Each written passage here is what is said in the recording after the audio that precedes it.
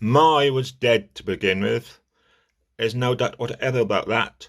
The register of his bail was signed by a clergyman, a clerk, the undertaker, and the chief mourner. Scrooge signed it, and Scrooge's name was good upon, changed to anything he chose to put his hand to. Old Marley was dead as a doornail. Mind, I don't mean to say that I know, of my knowledge, what there is particularly dead about a doornail. I might have been inclined myself to regard a coffin nail as the deadest piece of ironmongery in the trade, but the wisdom of our ancestors is in the simile, and my unhallowed hand shall not disturb it, or a country is done for. You will therefore permit me to repeat emphatically that Marley was as dead as a doornail. Scrooge knew he was dead, of course he did. How could it be otherwise? Scrooge and he were partners for I don't know how many years. Scrooge was his sole executor, his sole administrator, his sole assign, his sole residuary legatee, his sole friend, his sole mourner. And even Scrooge was not so dreadfully cut up about the side of Entret at using excellent manner of business on the very day of the funeral, and solemnized it with an undoubted bargain. The mention of Marley's funeral brings me back to the point I started from. There is no doubt that Marley was dead. This must be distinctly understood, or nothing wonderful can come of the story I am going to relate. If I'm not perfectly convinced that Hamlet's father died before the play began, there'd be nothing more remarkable in his taking a start at night in an easterly wind upon his own ramparts than there would be in any other middle-aged gentleman rashly turning out after dark in a greedy spot. Say St. Paul's churchyard, for instance, literally, to astonish his son's weak mind. Scrooge never painted out old Marley's name. There it stood, years afterwards, above a warehouse door. Scrooge and Marley. The firm was known as Scrooge and Marley. Sometimes people new to the business called Scrooge, and sometimes Marley. But the answer to both names is all the same to him. Oh, but he was a tight-fitted hand at a grindstone. Scrooge, a squeezing, wrenching, grasping, scraping, clutching covetous singer, hard and sharp as flint, from which no steel ever struck out generous fire, secret and self-contained and solitary as an oyster. The cold within him froze his old features, nipped his pointed nose, shriveled his cheek, stiffened his gait, made his eyes red and his thin lips blue, and spoke out shrewdly in his grating voice. A frosty rime was on his head, and on his eyebrows, and his wiry chin. He carried his own low temperature always about of him. He iced its offers in the dog days, and did it for 1 degree at Christmas.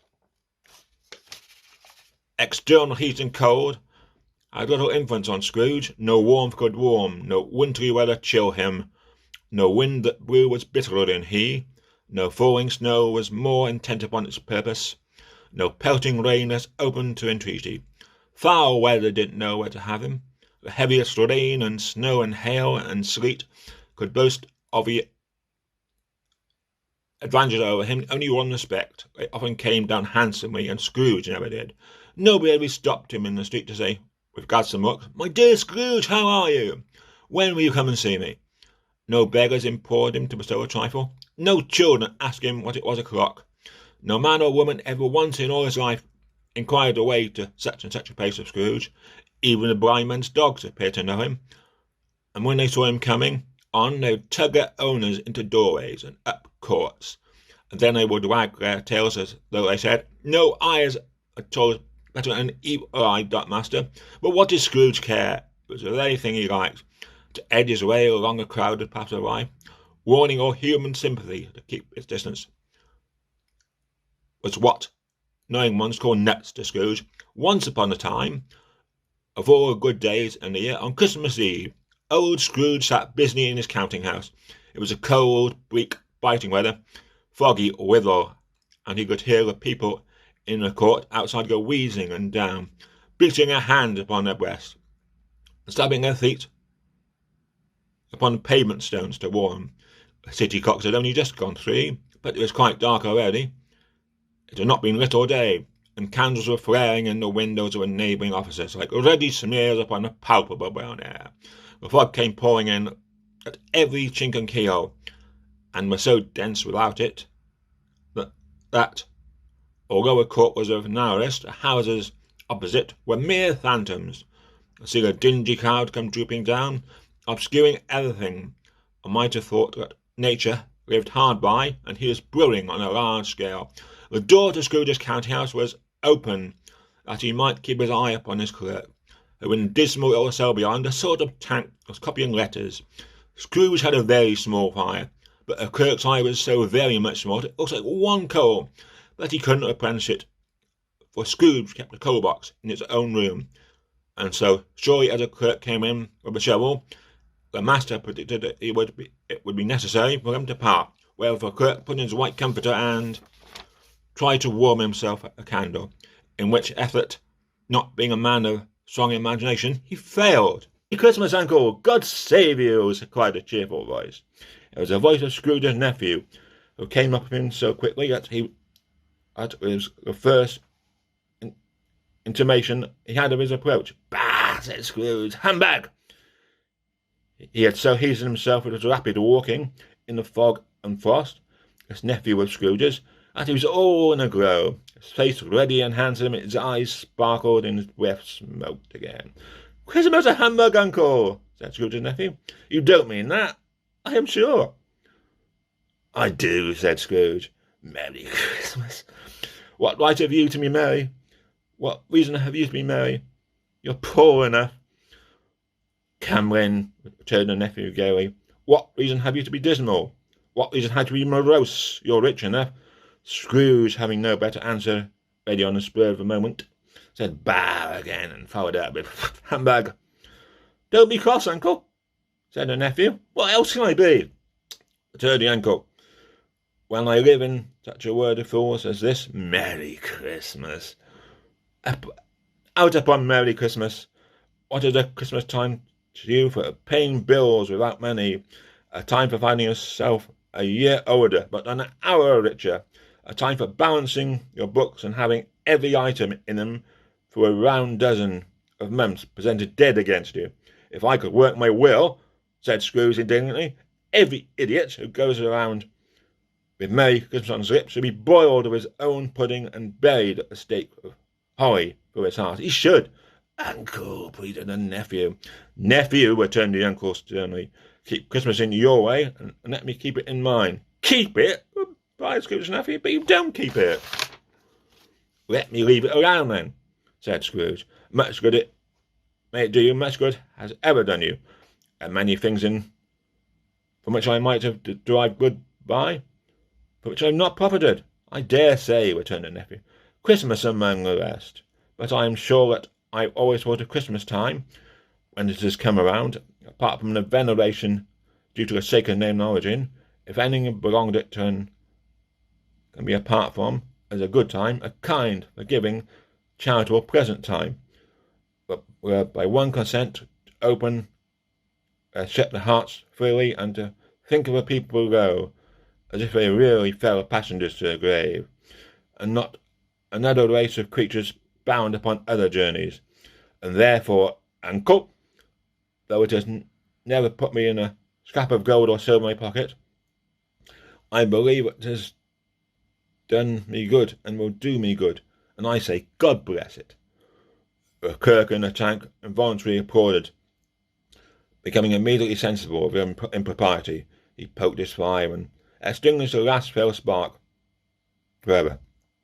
"Let me hear another sound from you," said Scrooge, "and you'll keep your Christmas by losing your situation. You're quite a powerful speaker, sir," he added, turning to his nephew.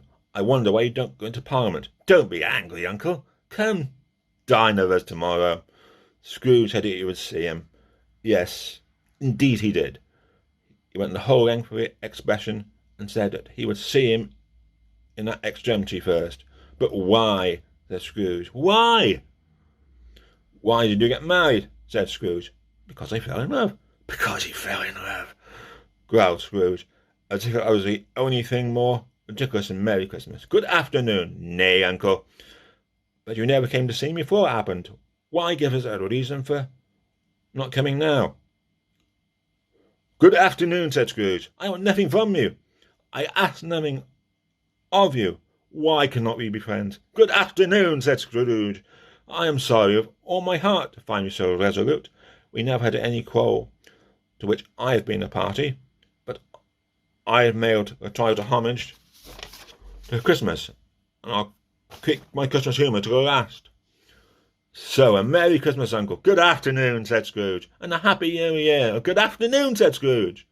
His nephew left the room without an angry word. Notwithstanding, he stopped at the outer door to bestow the greetings of a season upon the clerk, who, cold as he was warmer than Scrooge, for he returned them cordially.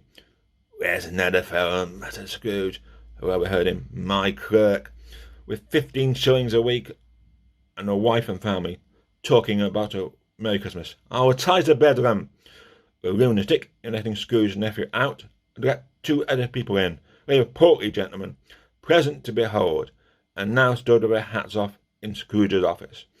They had their books and papers in their hands, and bowed to him. "Scrooge and Marley's, I believe," said one of the gentlemen, referring to his list. "Have I the pleasure of addressing Mr. Scrooge or Mr. Marley?" "Mr. Marley has been dead these 7 years," Scrooge replied. "He died 7 years ago this very night. We have no doubt that his liberality is well represented by his surviving partner," said the gentleman, presenting his credentials. It certainly was, for they had been 2 kindred spirits, and at Yarmouth's word liberality, Scrooge frowned and shook his head, and handed the credentials back. "A festive season of the year, Mr. Scrooge," said the gentleman, taking up a pen. "It is more than usually desirable that we should make some slight provisions for the poor and destitute, who suffer greatly at the present time. Many thousands are in want of common necessaries. Hundreds of thousands in want of common comfort, sir." "Are there no prisons?" said Scrooge. "Plenty of prisons," said the gentleman, laying his pen down again. "And the union workhouses?" demanded Scrooge. "Are they still in operation?" "They are still," said the gentleman. "I wish I could say were not. The treadmen, the poor law, and still in full vigor then," said Scrooge. "Both very busy, sir." "Oh, I was afraid from what you said at first that something had to stop them in their useful course," said Scrooge. "I'm very glad to hear it." "And the impression that they had scarcely furnished Christmas cheer of mind and body to a multitude," returned the gentleman. "A few of us are endeavouring to raise a fund to buy the poor some meat and drink and means of warmth. We chose this time because it is a time of all others when want is keenly felt, and abundance rejoices. What shall I put you down for?" "Nothing," said Scrooge. "You wish to be anonymous?" "I wish to be left alone," said Scrooge. "Since you ask me what I wish, gentlemen, that is my answer. I don't make myself merry at Christmas, and I can't afford to make idle people merry. I help to support the establishments I have mentioned. They cost enough, and those who are badly off must go there. Many can't go there, and many would rather die." "If they'd rather die," said Scrooge, "then they'd better do it, and decrease the surplus population. Besides, excuse me, I don't know that." "But you might know it," observed the gentleman. "It's not my business," said Scrooge. "It's enough for a man to understand his own business, and not to interfere with other people's. Mine occupies me constantly. Good afternoon, gentlemen." Seeing clearly it would be useless to pursue their point, the gentleman withdrew. Scrooge returned his labours, with an improved opinion of himself, in more facetious temper than usual with him. Meanwhile, the fog and darkness thickened so that people ran about with flaring links, proffering their services to go before horses and carriages, and conduct them on their way. The ancient tower of the church, whose gruff old bell was always peeping slyly down at Scrooge out of a Gothic window in the wall, became invisible, and struck the hours and quarters in the crowd, with tremulous vibrations afterwards, as if its teeth were chattering upon its frozen head up there.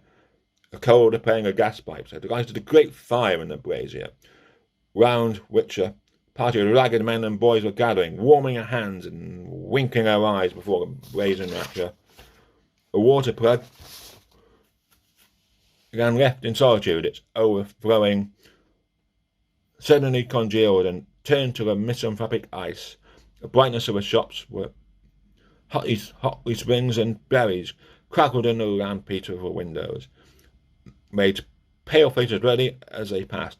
Poulterers and grocers' trades became a splendid joke, a glorious pageant, with which it was next to impossible to believe that such a dull principles of bargain and sale had anything to do. The Lord Mayor, in his stronghold of his mighty mansion house, gave orders to his 50 cooks and butlers to keep Christmas as a Lord Mayor household should, and even a little tailor, whom he has fined 5 shillings on the previous Monday for being drunk and bloodthirsty in the streets, served up tomorrow's pudding in his garret, with his lean wife and baby sallied out to buy the beef. Foggier yet, and colder, piercing, searching, biting cold. If a good St. Dunstan had nipped the evil spirit's nose with a touch of such weather this, instead of using his familiar weapons, and indeed he'd have fought to lusty purpose, the owner of one scant young nose, gnawed and mumbled by a hungry cold, bones gnawed by dogs, stopped, stooped down and scooped his creel to regale with a Christmas carol. A first sound of "God bless you, my gentleman, may nothing you dismay."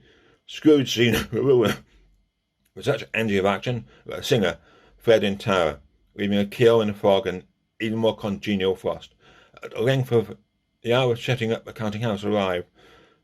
With an ill will, Scrooge dismounted from his stool and tactlessly admitted the fact of the expectant clerk in the tank, who instantly snuffed his candle out and put on his hat. "You want all day tomorrow, I suppose?" "It's quite convenient, sir." "It's not convenient," said Scrooge, "and it's not fair. If I were to stop £0.50 for it, you'd think yourself ill-used, I'll be bound." The clerk smiled faintly. "And yet," said Scrooge, "you don't think it me ill-used when I pay you a day wage for no work."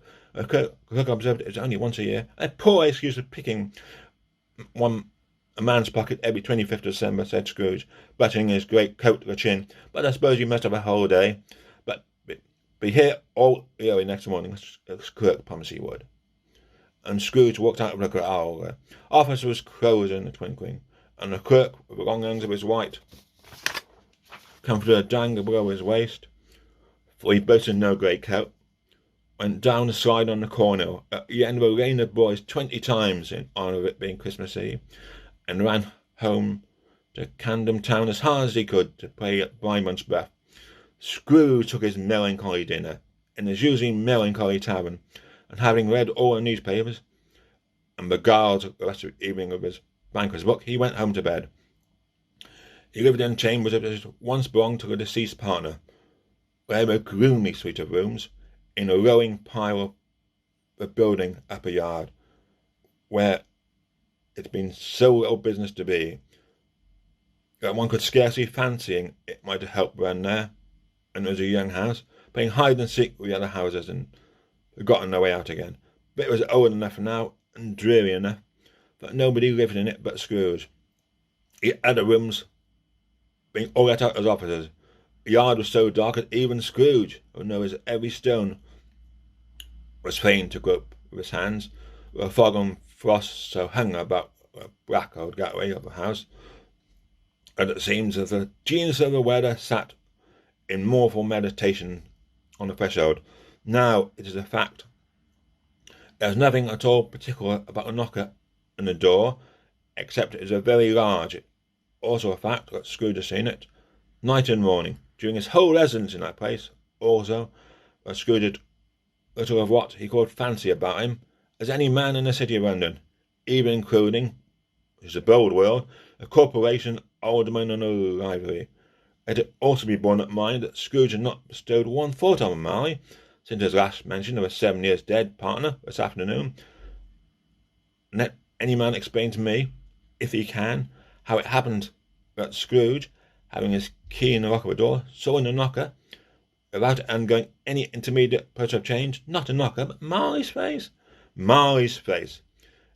It was not in impenetrable shadow as the other objects in the yard were, but had a dismal light about it, like a bad lobster in a dark cellar.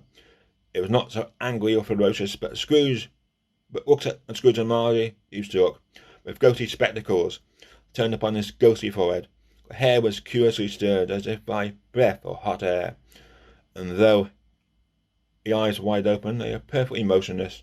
That, and its livid colour, made it horrible. But his horror seemed to be, in spite of the face and beyond its control, rather than a part of its own expression, and Scrooge looked fixedly at the phenomenon. It was a knocker again. To say he was not startled, or his brothers were not conscious of a terrible sensation to which it had been a stranger from infancy, would be untrue, but he put his hand upon the key he had relinquished, turned it steadily, walked in, and lighted his candle. He did pause, for a moment's irresolution before he shut the door, and he did look cautiously behind it first, as if he half expected to be terrified by the sight of Marley's pigtail sticking out into the hall, but there was nothing on the back of the door except the screws and nuts that held the knocker on. So he said, "Pooh, pooh," and closed it with a bang. The sound resounded through the whole house like thunder. Every room above and every cask in the wine merchant cellar below appeared to have a separate peal of echoes of its own. Scrooge was not a man to be frightened by echoes. He fastened the door and walked across the hall, and up the stairs, slowly too, trimming a candle as he went. He may talk vaguely about driving a coach and six up a good old flight of stairs, although a bad young Act of Parliament, but I mean to say that he might have got a hearse up the staircase, and taken it broadwise, with a splinter bar towards the wall, and the door towards the balustrade, and done it easy. Plenty of width for that, with room to spare, which is perhaps the reason why Scrooge thought he saw a locomotive hearse going on before him in the gloom. Half a dozen gas lamps out in the street would have lighted the entry too well, so you may suppose. It was pretty dark where Scrooge's dip. Up Scrooge went, not caring a button for that. Darkness is cheap, and Scrooge liked it. But before he shut his heavy door, he walked through his rooms to see that all was right. He had just enough recollection of a face, desire to do that. Sitting room, bedroom, lumber room, all as they should be. Nobody under a table, nobody under a sofa, a small fire in the grate, spoon and basin ready, and a little saucepan of gruel. Scrooge had a cold in his head, upon the hob. Nobody under a bed, nobody in the closet, nobody in the dressing gown, which was hanging up suspiciously, hanging in a suspicious attitude against the wall. Lumber room as usual, old fire guards, old shoes, 2 fish baskets, washing stand upon 3 eggs and a poker. Quite satisfied, he closed his door and locked himself in, and double-locked himself in, which was not his custom. Thus, secured against the surprise, he took off his own cravat, put on his dressing-gown and slippers, and his nightcap, and sat down before the fire to take his gruel. It was a very low fire indeed. Nothing on such a bitter night. He was obliged to sit close to it and brood over it, before he could extract the least sensation of warmth from such a handful of fuel. The fireplace was an old one, built by Dutch merchant long ago, and paved all the way round with quaint Dutch tiles, designed to illustrate the scriptures. There were Cains and Abels, Pharaoh's daughters, queens of Sheba, angelic messengers descending through the air on the clouds like firebeds, Abraham's, Balthazar's, apostles, putting off to sea in better boats, hundreds of figures to attract his thoughts, and yet the face of Marley, 7 years dead, came like an eightpence potsherd and swallowed up the whole. A feet smooth, tile been blank at first, with the power to shape some pictures on its surface from the disjointed fragments of its thoughts. There had been a copy of old Marley's head on everyone. "Humbug," said Scrooge, and walked across the room. After several turns, he sat down again, and threw his hands back into a chair. His glance happened to rest upon a bell, a disused bell, that hung in the room, and communicated for some purpose, now forgotten, within a chamber in the highest doorway of the building. It was with great astonishment, a restrained, inexplicable dread, that he looked and saw the bell begin to swing. It swung so softly, and the outside it scarcely made a sound, but soon it rang out loudly, and so did every bell in the house. This might have lasted half a minute, or a minute, but it seemed like an hour. The bells ceased as they began together. They were succeeded by a clanking noise, deep down below, as if some person were dragging a heavy chain over a cask in the wine merchant's cellar. Scrooge then remembered to have heard that ghosts in haunted houses were described as dragging chains. The cellar door flew open with a booming sound, and then he heard a noise much louder on the floors below, and coming up the stairs and coming straight towards the door. "It's humbug skill," said Scrooge. I won't believe it. His colour changed, though, when, without a pause, it came upon the heavy door and passed into the room before his eyes. Upon its coming in, the dying frame leaped up, as though it cried, I know him, Marley's ghost, and fell again. The same face, the very same, Marley in his pigtail, usual waistcoat, tights, and boots, the tassels of the latter bristling like a pigtail, and his coat skirts and the hair upon his head. The chain he drew was clasped around his middle. It was long and wound about him like a tail, and it was made, for Scrooge observed it closely, of cash boxes, keys, padlocks, ledgers, deeds, and heavy purses wrought in slate. His body was transparent, so that Scrooge, observing him, and looking through his waistcoat, could see the 2 buttons on his coat behind. Scrooge had often said that Marley had no bowels, and never believed it until now. Nor did he believe it even now, though he looked at the phantom through and through, and saw it standing before him. They felt the chilling influence of its death-cold eyes, and marked the very texture of the folded kerchief bound about his head and chin, which wrapper he had not observed before, but he was so incredulous and fought against his senses. How now, said Scrooge, caustic and cold as ever. What do you want of me? Much, Marley's voice. No doubt about it. Who are you? Ask me who I was. Who were you then? Said Scrooge, raising his voice. You're particular for a shade. He wasn't going to say to a shade, but substituted this as a more appropriate. In life, I was your partner, Jacob Marley. Can you sit down? Asked Scrooge, looking doubtfully. I can. Do it then. Scrooge asked a question, but he didn't know whether a ghost so transparent might find himself in a condition to take a chair, and felt that in the event of its being impossible, it might involve a necessity of embarrassing explanation. But a ghost sat down on the opposite side of the fireplace, as if he was quite used to it. You don't believe in me? Observed the ghost. I don't, said Scrooge. What evidence would you have of my reality beyond your own senses? I don't know, said Scrooge. But why do you doubt your senses? Because, said Scrooge, a little thing affects them. A slight disorder of the stomach makes them cheats. You might be an undigested piece of beef, a blot of mustard, a crumb of cheese, a fragment of underdone potato. There's more of a gravy in the grave about you, whatever you are. Scrooge had not much in the habit of cracking jokes, nor did he feel in his heart by any means waggish about them.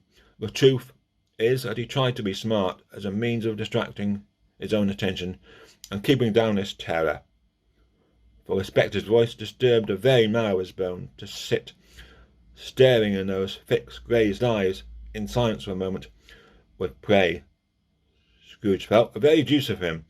There was something very awful too in the spectre's being provided with an infernal atmosphere of its own. Scrooge could not feel it himself, but this was clearly a case. The ghost sat perfectly motionless. Its hair and skirts and tassels were so agitated as by a hot vapour.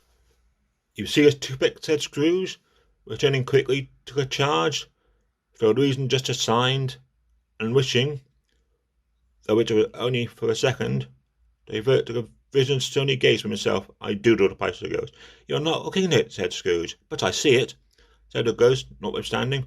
Well, returned Scrooge, I have but to swallow this, and be for the rest of my days persecuted by a legion of goblins, all of my own creation. Humbug, I tell you, humbug. At this the spirit raised a frightful cry, shook its chain with such a dismal and appalling noise that Scrooge held on tightly to his chair to save himself from falling into a swoon.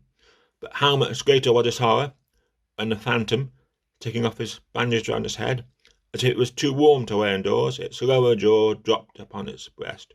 Scrooge fell on his knees and clasped his hands before his face. Mercy, he said. Dreadful apparition, why do you trouble me? Man of woolly mind, replied the ghost, do you believe in me or not? I do, said Scrooge. I must. But why do the spirits walk the earth, and why do they come to me? It is required of every man, the ghost returned, that the spirit within him should walk abroad his fellow men, and travel far and wide, And if a spirit goes not forth in life, it is condemned to do so after death. It is doomed to wander through the world, oh, woe to me, and witness what it cannot share, but might have shared on earth, and turn to happiness. Again the spectre raised a cry, and shook its chain, and wrung its shadowy hands. "You are fettered," said Scrooge, trembling. "Tell me why." "I wear a chain I forged in life," replied the ghost. "I made it, link by link, and yard by yard. I girded it of my own free will, and of my own free will I wore it." "Is this pattern strange to you?" Scrooge trembled more and more. "Or would you know," pursued the ghost, "the weight and length of the strong coal you bear yourself? It was as full and heavy as this 7 Christmas Eves ago, and you've laboured on it since. It is a ponderous chain." Scrooge glanced about him on the floor, in the expectation of finding himself surrounded by 50 or 60 fathoms of iron cable, but he could see nothing. "Jacob," he said imploringly. "Oh, Jacob, tell me more. Speak comfort to me, Jacob." "I have none to give," the ghost replied. "It comes from other regions, Ebenezer Scrooge, and is conveyed by other ministers, the other kinds of men. Nor can I tell you what I would. A very little more is all permitted to me. I cannot rest, I cannot stay, I cannot linger anywhere. My spirit never walks beyond our counting-house. Mark me! In life my spirit never rode beyond the narrow limits of our money-changing hole, and weary journeys lie before me. It was a habit with Scrooge, whenever he became thoughtful, to put his hand in his breeches pockets, pondering on what the ghost had said. He did so now, but without lifting his eyes or getting off his knees. "You must have been very slow about it, Jacob," Scrooge observed, in a business-like manner, though with humility and deference. "Slow?" the ghost replied. "7 years dead," mused Scrooge, "and travelling all the time." "The whole time," said the ghost. "No rest, no peace, incessant torture of remorse. You travel fast." "On the wings of the winds," replied the ghost. "You might have got over a great quantity in ground of 7 years," said Scrooge. The ghost, on hearing this, set up another cry, and cranked its chain so hideously in the dead silence of the night, that the ward would have been justified in indicting it open nuisance. "Oh, captive bound and double ironed," cried the phantom, "not to know what the ages of incessant labour by immortal creatures for this earth must pass into eternity before the good of which it is susceptible is all developed. Not to know that any Christian spirit, working kindly in its little sphere, whatever it may be, will find its mortal life too short for the vast means of its usefulness. Not to know that no space of regret can make amends for one's life's opportunities misused. Yet such was I, oh, such was I. But you're always a good man of business, Jacob," faltered Scrooge, who now began to pious to himself. "Business!" cried the ghost, wringing his hands again. "Mankind was my business. The common welfare of my business. Charity, mercy, forbearance, and benevolence were all my business. The doings of my trade were but a drop of water in the comprehensive ocean of my business.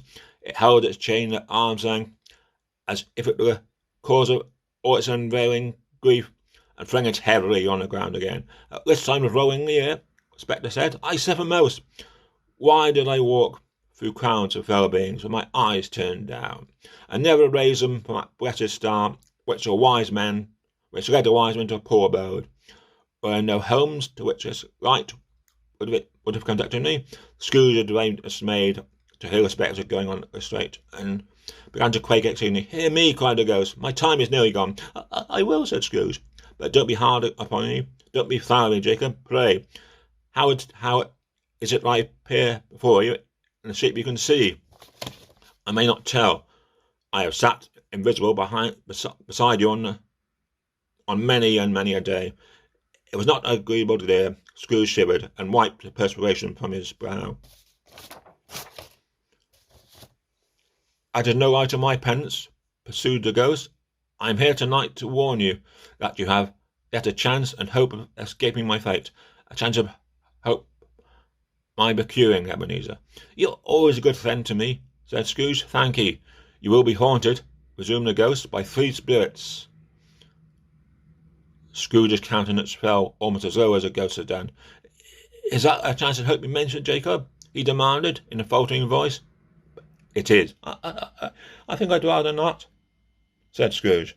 "But without violence, Said the ghost, you cannot hope to shun the path I tread. Expect the first tomorrow, when the bell tells one. Couldn't I take 'em all at once and have it over with, Jacob? Hinted Scrooge. Except the second on the next night, at the very same hour. The third upon the next night, when the last stroke of 12 has ceased to ovate. Look to see me no more, and look at, for your own sake, to remember what has passed between us. When it said these words, the spectre took its own apple from the table and bound round his head, as before. Scrooge knew this by the smart sound of its teeth made.